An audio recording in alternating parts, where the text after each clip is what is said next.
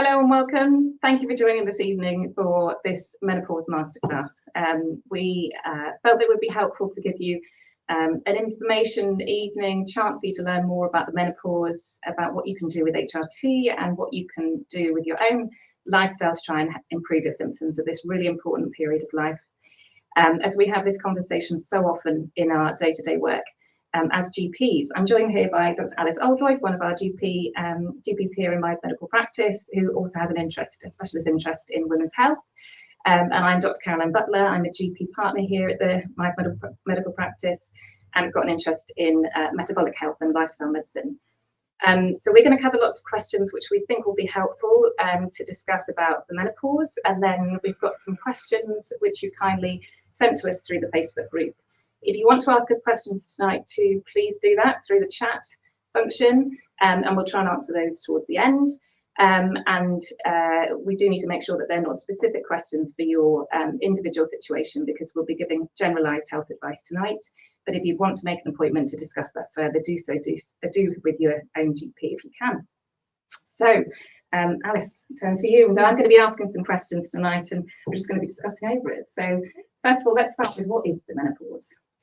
Yeah, and I think that's one of a very common number of questions that we get asked all the time in these consultations, along with, am I menopausal? Am I perimenopausal? Where am I in this kind of journey? And really the definition of menopause comes only when you haven't had a period for 12 months. Mm-hmm. So it's kind of a diagnosis that you do when it's already happened. But actually the period of being perimenopausal can go on for sometimes 10, 12 years before your periods actually then might stop. And that's often the time when women become most symptomatic, and a time when hormones fluctuate up and down, up and down. And that's really what gives us a number of those symptoms. So to a degree of kind of where am I in that journey, often we don't know. You might be just at the beginning of your journey if you're only just starting to notice some of those symptoms, or your periods may have already stopped and actually it's only 12 months after that you're getting some of your first symptoms. And there's huge variability in what people experience, but actually it doesn't really change anything in terms of where you are on that path or on that journey, and no one can kind of tell you how long it's going to last for you particularly.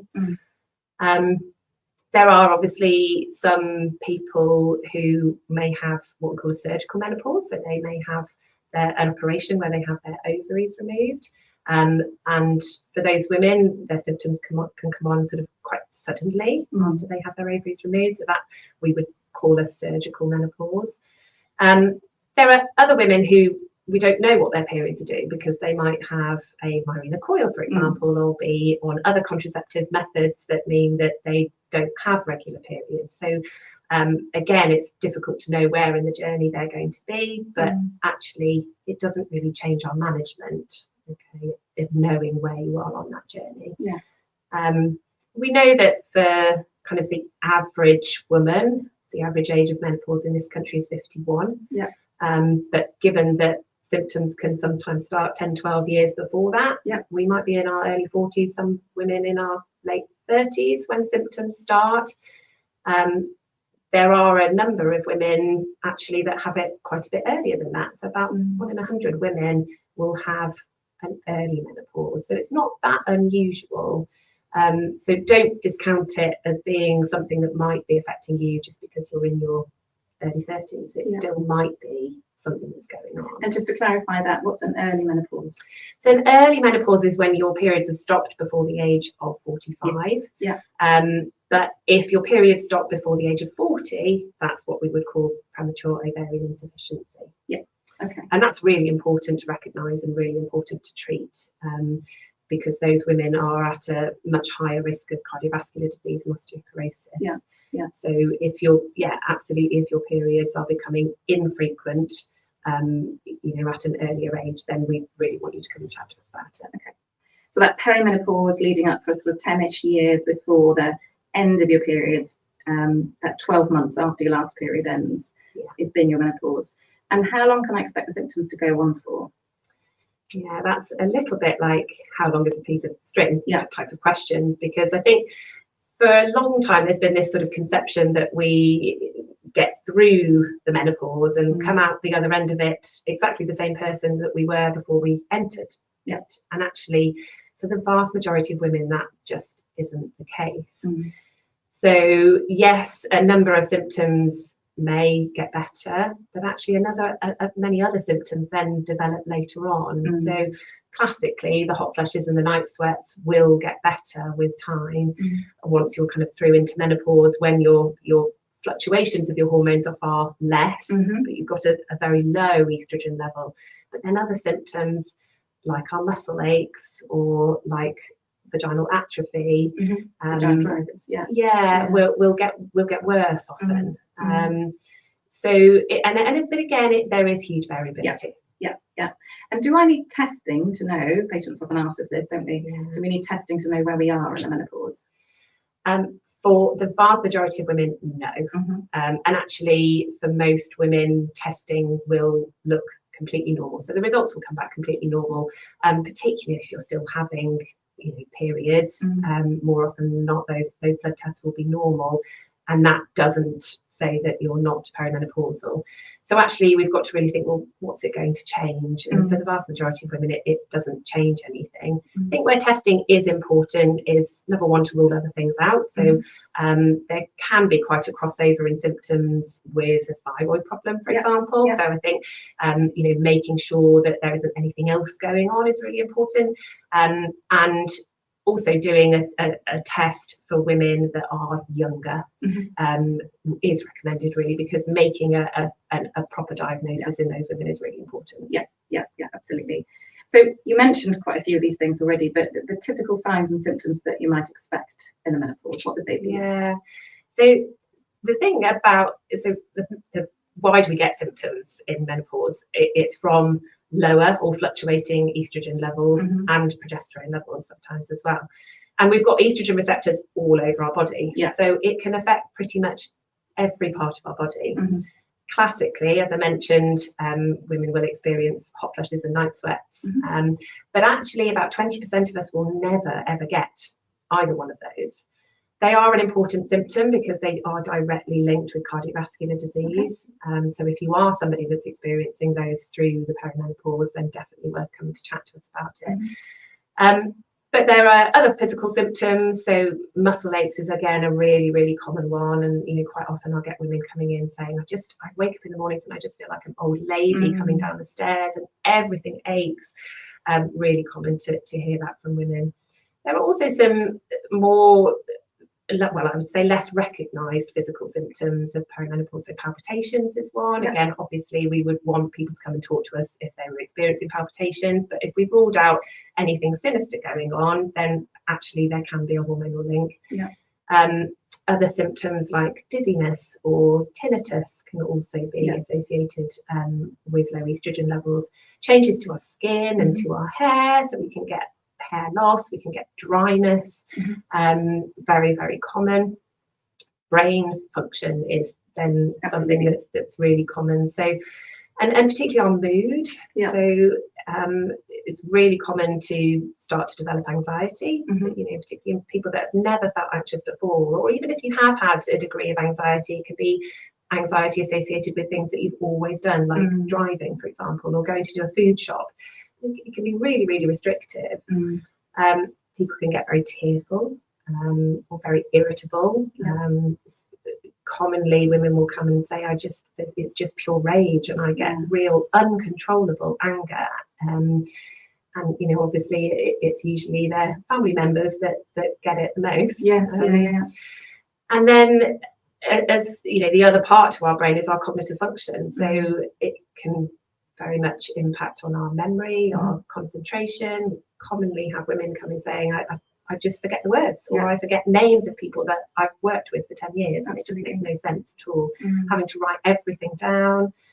And that can be it can really limit how people feel at work. So people can often lose their confidence massively, and stop wanting to engage in that part of their life, which is really, really sad. Yeah, that's often what we see when women come in, isn't it? Yeah. Yeah, absolutely. Okay, so there's a multitude of symptoms that can happen. Yeah. And that can feel really quite overwhelming, can't it, at that stage? I know you tend to try and suggest that patients try and track their symptoms. Yeah, because again, there is often a degree of variability in people's symptoms. So you might go through a month of just feeling horrendous, and then all of a sudden it will clear and you'll think, oh, what was that all about? I feel much better now. And then it'll come back often. Yeah. So that it can be really helpful to monitor and track your symptoms so that you can look back and sort of see with retrospect, well, how was I feeling sort of 6 months ago, and how much has it fluctuated? But it can also be really helpful in, particularly women that are kind of late 30s, early 40s, that there might be a degree of PMS going on, particularly if a lot of PMS being premenstrual syndrome. So a lot of those women will experience a big drop in their mood in the week sort of before and during their period, and then often as soon as their period arrives, things lift. And it can be really helpful to monitor and track those symptoms, because the treatment might alter a little bit in those women. Yeah, absolutely. So lots of symptoms. I suppose we can move on to what can we do about it.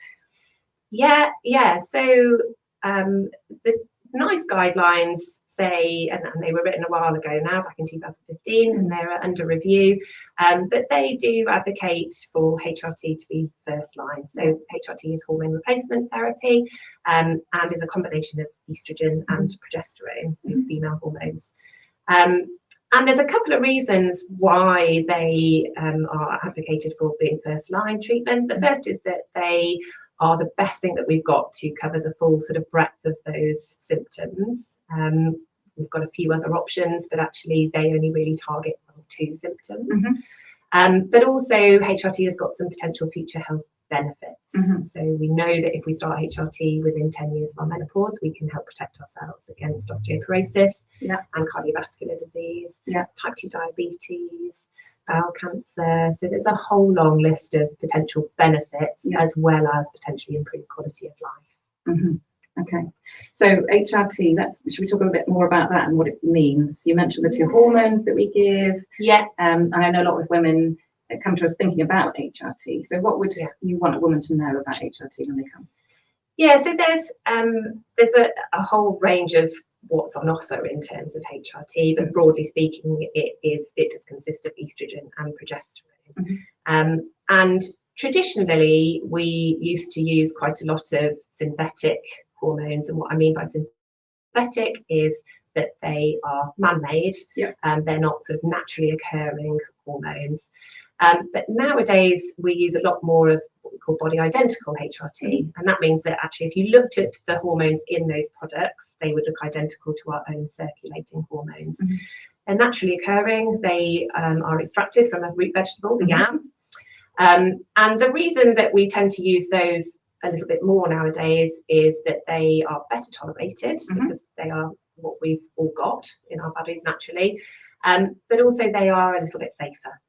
So in terms of breast cancer risk, that type of HRT hasn't been linked to an increased risk of breast cancer.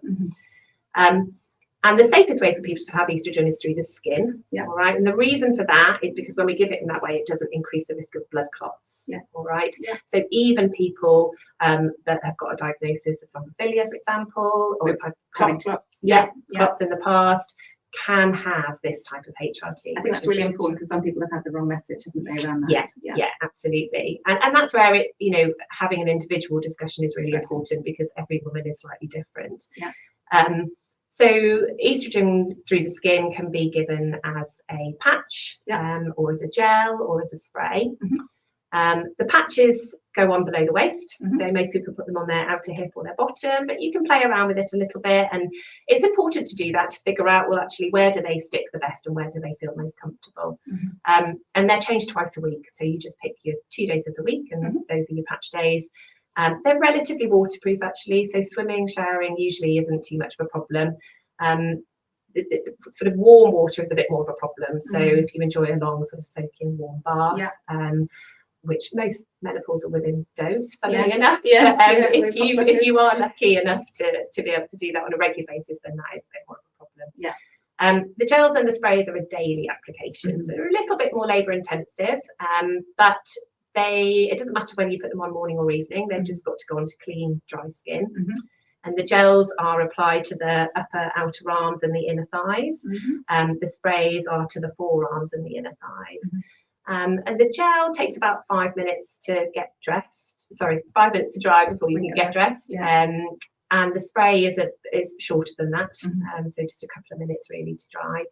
And then you need to avoid sort of swimming or showering for about 3 hours afterwards.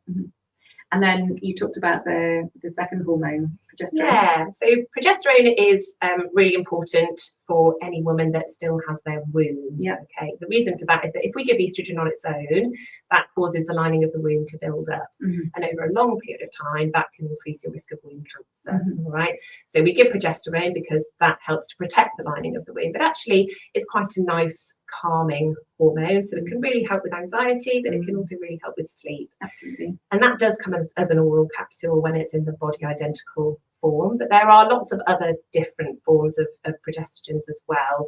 And it's about finding the right one for you. And taking it at night, we tend to find that tends to help with sleep as well, doesn't it? Which is an advantage, I think, for some women. Exactly. So are there other choices? Because we used to use a lot more tablet form, didn't we, than we do now?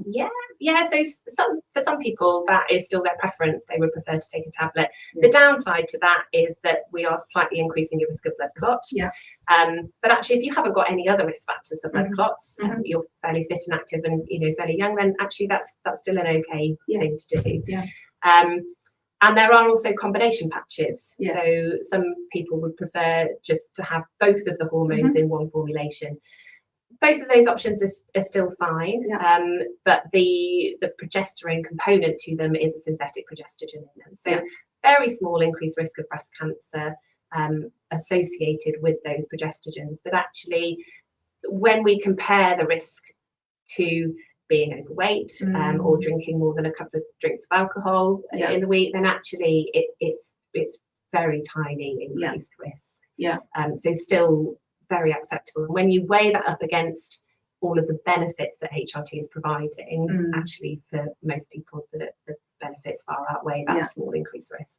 And then what advice would you give to a woman who had a family history of breast cancer? So I think first of all, it's assessing that family history, and actually, do they qualify for referral to the genetics department to get their risk formally assessed? Would they be accessible to early screening or more regular screening? But it certainly wouldn't mean that they couldn't have HRT.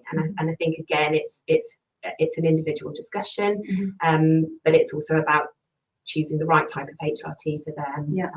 And I think, again, with these women, I would tend to suggest that we go with body identical HRT first line, because the data that we do have for that type of HRT shows that there isn't an increased risk of breast cancer.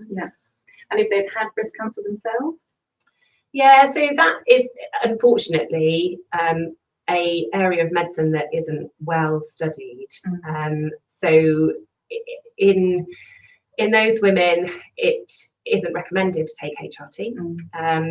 The NICE guidelines do suggest that we can consider it for extreme circumstances, but it would absolutely need involvement of their oncology team, a really good discussion with them, and trying lots of other treatments. Which we'll go into later, won't we?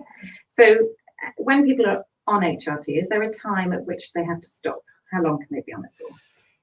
So there used to be advice that the sort of lowest dose for the shortest duration of time, and at 5 years we should be trying to stop it. Actually, that isn't part of guidance anymore, and the NICE guidelines say that look, as long as the HRT is still providing the benefit, then it is fine to continue.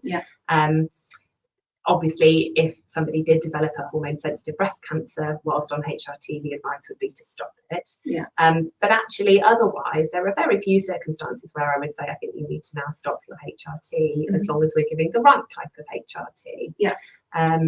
So yes, you can be on it long term. And I suppose just to pick up a point about the breast cancer risk, it's obviously important that women keep checking their breasts regularly, and if they find anything, to come to us. Yeah.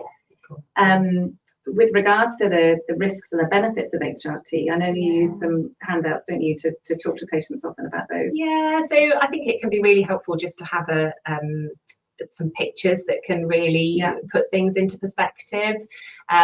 So we've got these, haven't we? Yeah, and they sort of go through the benefits and the risks of HRT, and sort of show how many increased cases or reduced number of cases you can expect to see for certain types of conditions, whether you take HRT or not. We'll link those so you can read those further. So we talked a lot about HRT, and I think that's where a lot of women's interest, and I think we've got some questions at the end about that.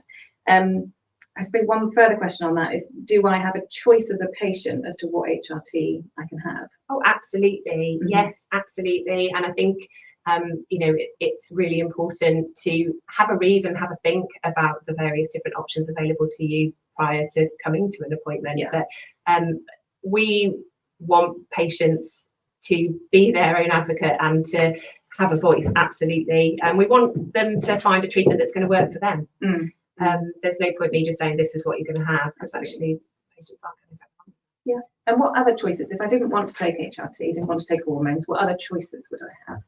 Yeah, so there's a range of things that you can look at over the counter, for example. There are lifestyle things that you can do. There's also some evidence for CBT, which is cognitive behavioural therapy. So that's a type of psychological therapy that can help with some of the symptoms. And then there are other prescribable medications that may target one or two symptoms if you're very keen to avoid hormonal preparations, or if you've got that history of breast cancer in the past. So some antidepressant medications, some medications that we used to use for epilepsy, for example, even some medications that are targeted for bladder-related symptoms can also help with things like mood or hot flushes. So again, it's really sort of having that individual discussion, knowing what are the priority symptoms and the priorities for that individual patient. Absolutely, absolutely.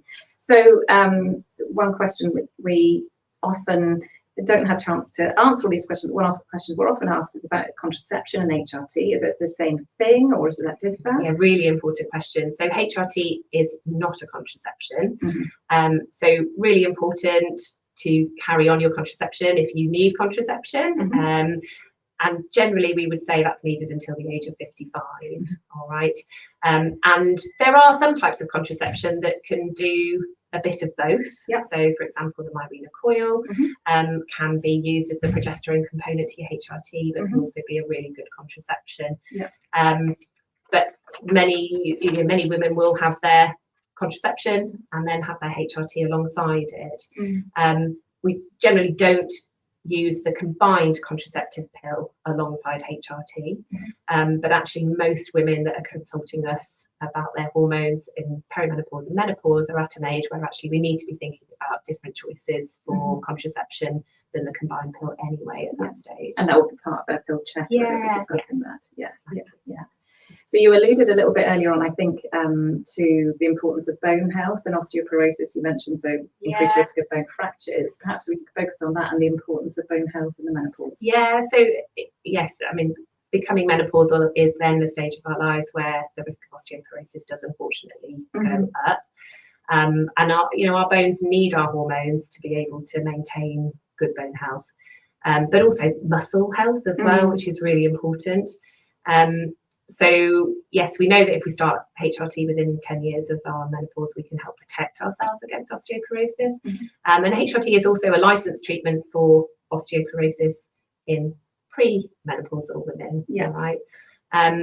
So taking HRT can be really helpful, but it's also really important to think about diet and lifestyle. So making sure that we're getting adequate calcium in our diet, and you can go online to a calcium calculator that will ask you to put in various sort of how many portions of this and that you eat in a week, and it'll let you know whether you're getting enough calcium in your diet.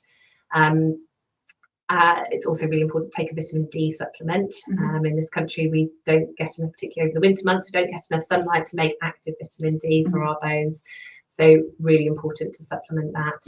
And then really important to do some good regular exercise, weight bearing and resistance type of exercise. So weight bearing, something on land, walking even. Yes, absolutely. Whatever you're able to do, jogging, cross training, whatever. But if it's on the land, then we're more likely to be able to get that bone strength, aren't we? Exactly. And there's more and more talk now about using weights to sort of build our bones and build our muscle strength as well, which I think is really important. Yeah, absolutely. We'll talk about more about that later. So can we move on a bit about sexual health, because that's often what women don't like to talk about or don't necessarily bring straight away, but it's really important. It is really important. So menopause definitely affects our sex lives for a number of reasons, really, not just in the way that we're feeling in ourselves and our mood, but also it can just really drop our libido. But we can also develop vaginal dryness, pain when we have sex. We can feel really dry and itchy and irritated, and so that's all going to have an impact. And really important to make sure that we're not using any soaps or shower gels that are very drying. I generally say to use a moisturizer. So there are specific vaginal moisturizers. Some of them on the market are not great. Actually, just a plain old simple moisturizer like Cetraban is fine, actually. And applying that before or after the shower and using that as a soap substitute can be really helpful.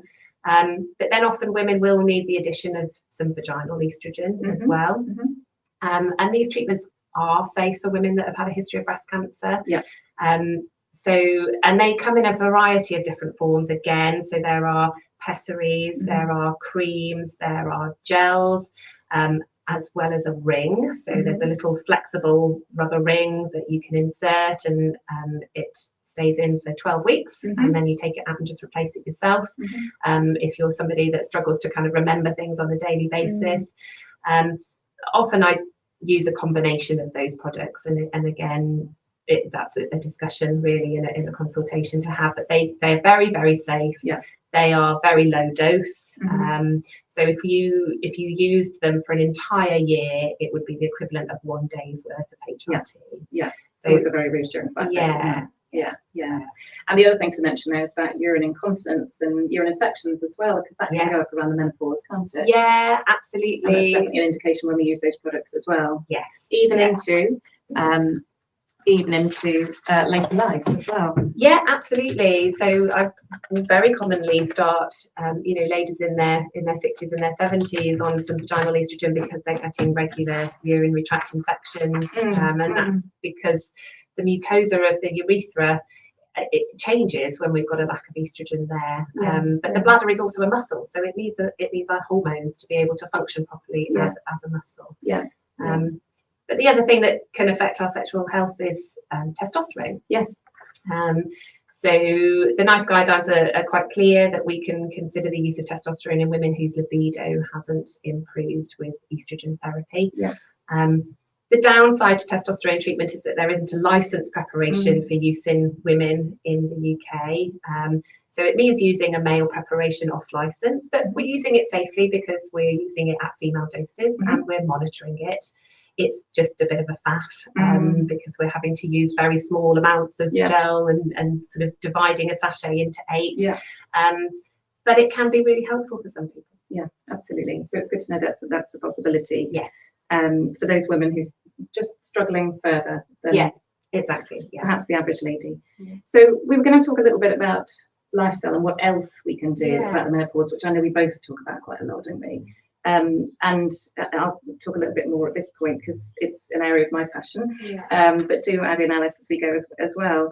So I think we get a lot of questions about why our body's changing, and particularly around weight gains, don't we, around the menopause, and it's really troublesome for some women, and it's almost like a perfect storm at the menopause that we're losing that muscle mass, which is more active, it uses more energy to burn calories, we're often stressed and tired, so we're tending to eat a little bit more, perhaps because of that emotional eating, that need to try and fulfill ourselves with some pleasure. We're not sleeping so well, so that makes our our satiety hormones, those hormones that make us feel full, to be less, and our hunger hormones to be higher.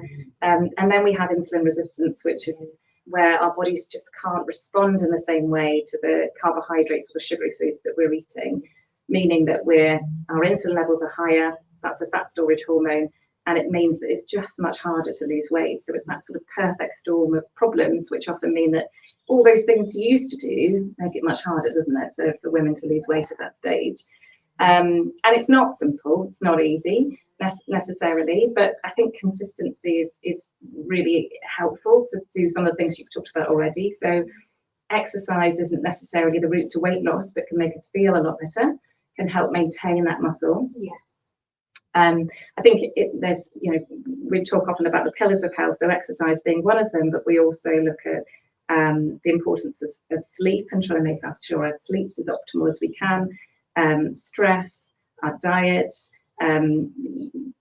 risky substances, particularly alcohol, and making sure that we feel that we're connected to others can help our well-being in general. So all those things can form part of what we could do on top of HRT to try and help. So sleep, I've saved one of the resources to our links about sleep, about this humble sleep leaflet, which talks about sleep hygiene, because sleep is often a major problem in the menopause, isn't it? Which HRT can often help with.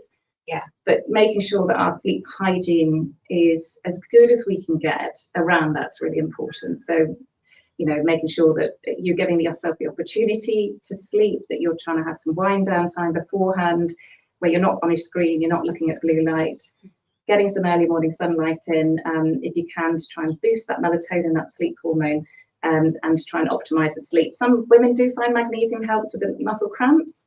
And I think that's really important, because if we don't sleep well, we often are, as I say, much more hungry during the daytime and less able to cope day to day. But it's not always solved by those lifestyle measures. HRT sometimes can be really helpful on top of that. The dietary aspect, it was asked in the questions as to whether there was any specific diet is helpful in the menopause. The right diet is the food that you enjoy and that you can stick to eating, really, I think, at the end of the day. And I think one sort of take-home message is to try and eat real food as much as possible. So eating unprocessed food, stuff that doesn't come in a packet with a load of ingredients on it that you haven't got in your cupboard, is how I define it. Because those things don't tend to fill us up. So they might be the things that we're craving, and they taste lovely and delicious, but they don't fill us up, and they never fill that hole that we've got, maybe because we're stressed or bored or tired. Whereas eating real food tends to fill us up more and nourish us more. So that's like the main take-home message.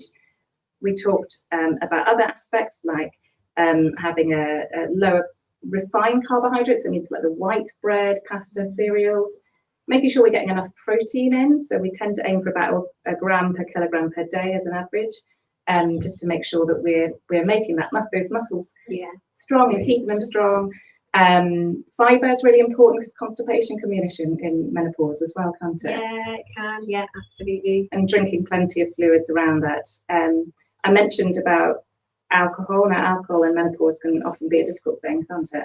Yes, I mean, quite often my patients have already worked out that alcohol worsens the whole host of menopause symptoms, and they've already reduced it themselves. But actually, if they haven't worked that one out, that's definitely worth looking at. And impacts on your bone health as well. So trying to reduce that, as we say, probably have reduced that already.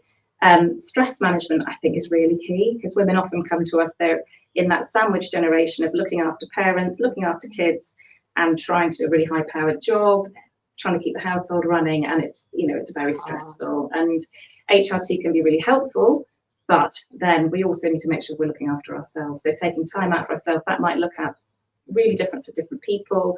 There are so many options around there. You could look at mindfulness, you could look at breath work or yoga, but making sure they're taking some time out for themselves is what I often speak to patients about. I've heard some evidence recently about journaling and writing down just 3 things of an evening before going to bed about what you were grateful for that day can improve your mental health, your anxiety and depression, even 3 to 6 months down the line, which is phenomenal, just for 7 days. That impact, which is a small thing, but it's something that we can all do, and just set our brains in a positive mode as well before we go to bed, which can be helpful. So lots of things that we can do. Connection, I mentioned, because women often feel quite lonely in the menopause. They often feel like, although they do talk to others, they sometimes feel like they're having a really difficult journey, and that connection and opening up to others is really important. So we know that that has a massive impact on our physical and mental health as doctors, don't we? And so, you know, we would want to try and encourage people to be connected, and we can help with that if people are struggling. And lots and lots of Facebook groups around menopause now. Absolutely, which, they can reach out. They learn from each other, which is really valuable. Yeah, and many of those changes that we mentioned with lifestyle can actually help those symptoms that we mentioned, so anxiety, brain fog, you know, improving appetite, improving weight, but it's not always perfect on its own, but it's absolutely needed as part of the sort of foundation of the management. Yeah, absolutely. And I think, you know, likewise with HRT, there are likely to be symptoms that HRT is going to improve, but it's not the full package. And I think it's about putting it all together. Absolutely, absolutely. So we had some extra questions that were asked of us online that I thought we could go through now. So we had a lady asking if a woman's perimenopause in their late 30s, but their GP isn't willing to do anything about it, what are their options if they went to go and see somebody? So I think first and foremost, it's about giving yourself as much information as you can so that you can present what is happening to you to the GP. But if you don't get, you know, an initial positive response, see somebody else, because actually we are all generalists, and we all see menopause, but actually some of us have got a bit more of an interest than others, and it's always worth another opinion, and we're always happy to have people come back and ask again. Absolutely. When juggling whether your estrogen patches are too strong, for example for breast pain and irritability, is it okay to cut a section of the patch or to lower the dose whilst waiting for an appointment? Yes, most of the time. Depends a little bit on what sort of patch you're on. If you're on a combination patch, you still can cut them, but they need to be cut on the diagonal. If you're on just estrogen patches, then yes, again, you can cut them. I would say that breast pain is quite a common side effect associated with HRT, and it can commonly occur when you're just starting HRT or when you've just increased your dose, and often it will improve and stabilize. So often it's actually down to the changes in your estrogen rather than it being that you've got a level that's too high. So if that's just sort of a recent thing and you've just recently changed or recently started, I would try and sort of persevere with it, because it is likely to improve. But if you're on estrogen only patches, halve it. Otherwise check in. Exactly. Okay. Another question was about what HRT is recommended after a total hysterectomy, so when you've had your ovaries removed as well, to help with the menopause symptoms, ovaries and womb. So if you don't have a womb, you therefore don't need progesterone, although there are some women who we will still use progesterone in, because then they're missing some of those progestogenic effects, really. But really they need estrogen. And yes, absolutely, would say if you haven't been put onto HRT by a gynecologist that's done the hysterectomy, please come and speak to us. Because you're going to feel pretty terrible almost immediately if you're not postmenopausal. Absolutely. And you may also need some vaginal estrogen as well. It suggests here a question was, when can I start HRT on the NHS? As I've seen more and more about people recommending it, starting it from the perimenopause. I wonder whether that meant sort of whether there was an age cutoff. Right. Okay. Yeah. No. There isn't an age cutoff. There isn't enough data or evidence to say that we should be using it in everybody just to prevent disease in the future. So it is really based on symptoms.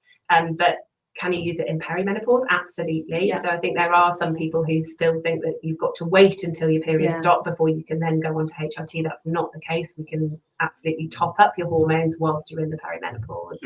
But it really comes down to how symptomatic you are, and whether now is the right time for you, because you've got to think about the patches, and you've got to think about the gels and the tablets. And so I find that if women come with very few symptoms, often they just don't stick to the treatments because it isn't enough of a gain for them. But again, it's a very individual thing. Absolutely. I often tell patients that for some it can be just talking earlier on about which symptoms it can help. Some it can be life transforming and they come so much better within weeks, but others it can take much longer and it's much milder, and it very depends.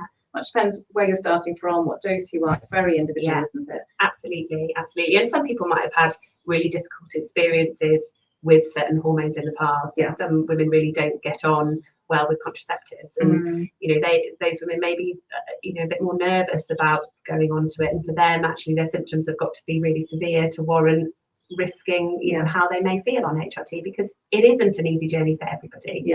And certainly I would say it's not the norm for it to be transformational overnight. Those women are the really lucky ones. But actually, it's very normal for the first 3 months at least to be quite up and down, actually. And that's important to say, isn't it? Once we start women on HRT, we usually bring them back for a review at 3 months. Yes, really important. And then just to check in how they're doing. And sometimes they need an adjustment of medication at that point. And then usually we would bring them back every year, wouldn't we, to check in the risks and the benefits and see that they're still benefiting from that dose, or whether any adjustments need to be made. Yes, exactly. And there's usually a stage that we reach where we would suggest women in perimenopause will go on to what we call a sequential regime of HRT, where they take the progesterone for part of the month and then don't have progesterone for the other part of the month. And that is regulating their periods and giving them a cycle. But if you are 54 or you've been on that regime for 5 years, then we should be looking to change you over to what we call a continuous regime, which is where you have progesterone throughout the month. And the idea of that regime is that your periods stop. And that does give slightly better protection of the lining of your womb. So that's another thing that we would be looking at your yearly review. Yeah, absolutely. One question about ADHD and the menopause. So I've read that limited research on the impact I think the menopause can have on ADHD symptoms. Can you clarify? Yeah, so there definitely is a lack of research into this area, but I've certainly had a number of patients whose ADHD symptoms have only really become apparent when they have also entered perimenopause. And it does make sense, really. Estrogen and testosterone and progesterone are all also neurotransmitters. So if we've been relying on those quite heavily because our dopamine isn't working particularly well in ADHD, then actually when we lose those coping strategies. So yes, sometimes optimizing those hormones can then help with ADHD symptoms. So I've certainly had patients that have been on ADHD medication and stable on them for years, and then their hormones, they enter perimenopause and all of those symptoms start coming back again, even though there's been no change to their ADHD medications. And optimizing estrogen and progesterone can help. Yeah, that's good news. We've got lots of questions online that have been added, so thank you, everybody at home. We've got a question from Katie. How do you know if you need your HRT dose increased? Yeah, so it can be quite difficult, particularly if you are somebody that doesn't generally get the hot flushes and the night sweats. But it is about going with symptoms. Okay, so the NICE guidelines absolutely suggest that we should titrate the dose according to symptoms. And because these hormones are relatively safe, you can do that to a degree yourself at home. So you can give it a try and increase if you've still got some symptoms, whatever those symptoms were at the beginning. Are they a little bit better? If they're not, or they're a bit better but not quite as good as you would like them to be, then you can increase it further and see how you feel. If you don't feel any better, or you feel worse, then you just come back down. Yes, yeah. And I will usually give women a range of dose that I'm happy for them to use between now and their 3-month review, so that they've got that flexibility. Okay. I tend to recommend people sticking at a dose for a period of time. Do you tend to do that? Or yeah, so I would usually say sort of 6 to 8 weeks, really. To get real insight. Yeah, absolutely. Yeah. But obviously we would make it clear what the maximum dose is, so they don't go above that. How do you know if you can stop your HRT? Asked Lorraine. Well, you can stop your HRT anytime you like. They're not addictive medications, so you can absolutely do that. Some women do find it easier to wean down their dose before they stop it, but you can do that relatively quickly, actually, if you want to stop it. I suppose it's difficult if you feel very well and you're sort of in your 70s and thinking, well, do I still need my HRT? Yes, yeah. Sometimes the only way to figure that out is to reduce it and see how you feel. And I would do that in a gradual sort of way. But I think you've got to ask yourself why you're thinking about stopping it. Because again, just thinking about the health benefits of HRT, when you come off that HRT, you're likely to lose those health benefits. So is that really something you want to do? If you're feeling well and it's providing you with benefit, then what's the rationale behind stopping the it? balance of those risks and benefits. So we've got a question from Susan. Will HRT help with mood swings, confusion, and the mind being all over the place? It might do. It might do, but there may also be other things going on. And I think, again, that's a discussion and a chat to have in a consultation, really, just sometimes to explore that. I do say, well, let's give it a try. Let's try 3 months and let's see how you go. And if it's not working, well, maybe we can change tact at that point.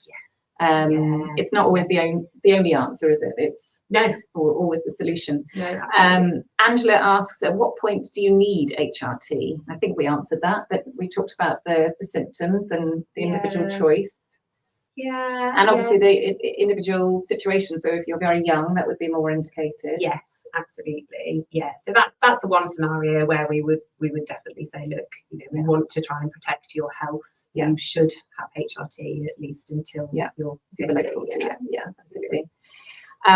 From Linda, is bloating a common symptom? Yes, it is actually. Really, really common. And not particularly linked to any specific hormone.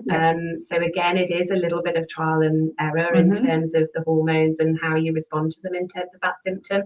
It can also be a side effect of HRT. So it's not uncommon for women to come back at their 3-month review and say, gosh, the bloating's been awful. But again, it's something that usually settles. Is that the estrogen or progesterone that tends to cause that? It can be either. It can actually be either. So sometimes if women are really experiencing it in the period of time when they're just using progesterone, you can work that out. Then we can alter the progesterone a little bit. But yes, it can be tricky to work it out sometimes. The next question is about constipation. We sort of alluded to earlier on. And it's important to try and manage that. I think there's some evidence around this recycling we have of our hormones in our gut, that constipation can actually affect that and worsen those symptoms of the menopause. So magnesium, if you take that for your muscle cramps, or it sometimes does help with constipation. Obviously taking fibre and lots of fluid as well. From Katie, how do you know if you need your HRT dose increase? We've already done that. We've done those 2 questions. What can be used if you get migraines or have bad experience with the Mirena coil? And would you rather not go down that route again? So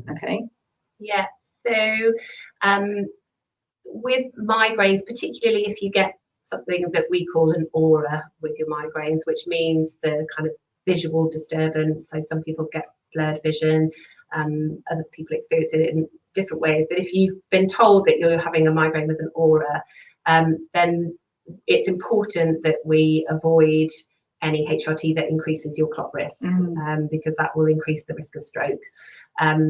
So we do commonly use the Mirena coil for those type of women, because migraine often comes from a change in our hormone levels. So either a rise or a fall, which when you're in perimenopause, it's doing this all of the time.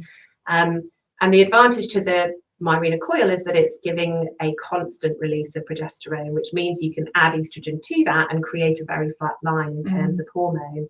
But if you've tried that already and it hasn't been for you, then there are definitely other options. So either using body identical progesterone, or some of the other contraceptives we can use as part of the HRT component, and will still create a degree of a flat line in hormone.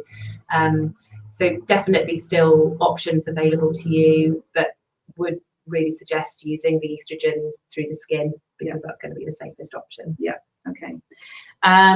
So Claire asks, in the perimenopause stage, is there anything that can help with very heavy and painful periods? So sometimes Sometimes HRT will help. So sometimes you're lacking a little bit in the progesterone component there, and just giving back that progesterone and giving you nice regular periods can actually be enough to help. But there are, again, lots of other options. The Mirena coil is a very good option because it's a treatment for heavy painful periods on its own, and vast majority of people with a Mirena coil, their periods will stop completely, which is a great relief to them. So that's a very good option. But there are other pills that you might just take just when you're bleeding. So, you know, similar to how we would manage heavy periods in somebody that's, you know, at any other time. And some of the other contraceptives can also really help with heavy periods that we can use alongside HRT. So still options. Will HRT help with mood swings, confusion? We've had that question already. Are there any guidance around DEXA scans? This is Catherine. Yeah, so we tend to use a guidance that we assess people's risks, don't we? We use their height and their weight, their age, and other risk factors. So usually whether your mum has had a hip fracture or whether you've had steroids in the past for a long period of time, or whether you've used had large quantities of alcohol over a period of time, those things naturally increase your risk of osteoporosis. And we can put all of that detail into a kind of a risk score, which will tell us whether you would then need a DEXA scan. So a DEXA scan is a scan that measures your bone density to identify somebody that might have osteoporosis. So if that score comes out saying that you should have your bone density assessed, then we would send you for a bone density scan. But there are some other scenarios. So for example, in the woman who's had a very early menopause, we would do a DEXA scan on them. Also, some women that have had no periods for 6 months or more because of things like an eating disorder or because they've been very intensely training in sport, those women are also a higher risk of osteoporosis. So we would do a DEXA scan on those women as well. I was just thinking whether women can do their own FRAC score at home, but they can, can't they? Because height and weight and everything else is a risk factor. So they can test whether they're at a high risk and then come to us and say, look, I've got a high risk, and I have a scan. Absolutely. Because sometimes there is so much that we're trying to cover, those details can be missed unless you bring the history and concern. There's another question here. Is struggling with weight a common thing with the menopause? With Alison, I hope we've covered that. I didn't point out 2 resources, but we are linking through a metabolic health guide written by a doctor called Campbell Murdoch, who's a GP, and he does a really good 28-day health plan just to try and get the sort of nuts and bolts of those lifestyle things in place. It's not specific to the menopause, but metabolic health is an issue within the menopause, as I alluded to. So it looks at sleep and diet, exercise, etc. So if you want a plan to follow, that might be a good one. Behind Alice's head is a link from it's linked to the Freshwell app that I talk a lot about. So if you go to Freshwell on Google, you'll find an app which talks about a lower carbohydrate diet, which helps with that high insulin level that we were talking about, and very much concentrates on a real food approach. So if you want an idea of other things that you might do, that would be a good place to look. So the final question here that I've got so far is, can you add more progesterone if you have a Mirena coil? So it hasn't been researched, so we don't know if there are potential risks doing that, but I've certainly had some women where I have done that for. So particularly the Mirena coil now is licensed for 8 years for contraception, but actually for HRT purposes will only last for 5 years. So some women are choosing to keep their Mirena coil in for contraception, but need some additional progesterone to protect the lining of the womb. So we would absolutely do that. And very occasionally, if we're really confident that we've optimized their estrogen level, but there are still some anxiety symptoms or still some sleep issues, then I will give them a trial of progesterone in the form of the estrogestin. To see if it helps their symptoms. With a discussion that we don't really know if there are any long-term risks. but breast cancer or otherwise. Yeah, but actually both of those forms of progesterone haven't been linked to breast cancer. So it's just the unknown, isn't it's it? the unknown. Yeah. Okay. So we're in our last 5 minutes. I don't think we've got any more questions. So perhaps we could sum up what we've covered. So we've covered about what is menopause and when to come, and it's really based on symptoms that we're looking at. Tracking those symptoms may be helpful. Looking at HRT as one of the options, but the main option to control symptoms of the menopause at the time at which that's right for the person. There's no time duration that they can be on it. It's very individual and lots of choices around that. We've talked about the other options. We briefly touched on non-hormonal options, contraception in menopause, sexual health, bone health, and lifestyle. Yeah, we've covered quite a lot of ground today. I haven't mentioned, so this is you won't be able to see it very well, but there's a link on the resources. So that goes through all of the symptoms, the potential symptoms, just so that you can kind of assess where you're at with symptoms. And actually, it's amazing how many women, I use these forms in my consultations quite a lot.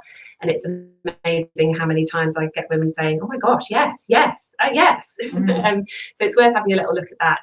And also the Balance app is really great for kind of monitoring and tracking your symptoms. Mm-hmm. So that's free to download, and it will link in with your periods and things as well. So monitoring for, if there's a degree of premenstrual tension, for example, then actually you can see those patterns. So that's really worthwhile doing. Yeah, absolutely.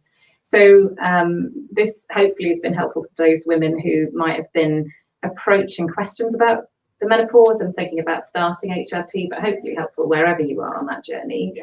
And obviously, if you want to consider treatment, we would advise to book an appointment with one of our GPs. We do tend to find that the female GPs tend to have more of those consultations, I think, naturally. And obviously, we've all got training around the menopause. Yourself and Dr. Todd are our two sort of women's health leads in the practice, but we all do manage the menopause. And happy to discuss those, but hopefully this might have helped you answer some questions without needing to book that appointment, but we'll see, and here to help. But certainly want to get the message across that we're here to talk about it, because we know even now that the highest risk of suicide is in the period of the menopause. So it's still, some women don't come to talk to us about it when they feel really low. So it's so important that we do try and empower women around this really important time of their lives. Yeah, absolutely. We're very, very open to having conversations about it. Individualising that care. Absolutely. Thank you all for listening in tonight, and I hope it was helpful. If you do want to listen back, it will be on our Facebook link, and we'll also link it through our website, so that you can click on and watch this at a later date. Many thanks.